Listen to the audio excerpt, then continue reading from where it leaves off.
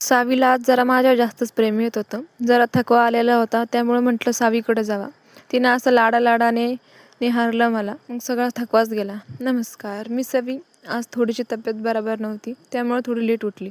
म्हटलं चला जनावरांखाली झाडझूड करून घ्यावं, कारण की आज झाडझूड माझ्याकडे होती.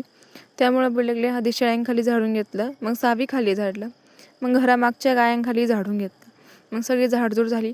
म्हटलं आता पुंजेही भरून घ्यावा. मग पुंजे भरायला बेलगले. सर्व पटापटा पुंजे भरून घेतले. मी पुंजे भरतो तोपर्यंत मम्मीने या 2 गायांना खायला टाकलं होतं. मग मी या गायांखालचे पुंजे भरून टाकले आणि मस्तपैकी उखाड्यावर नेऊन टाकले. आणि हा बघा माझा रॉकेट.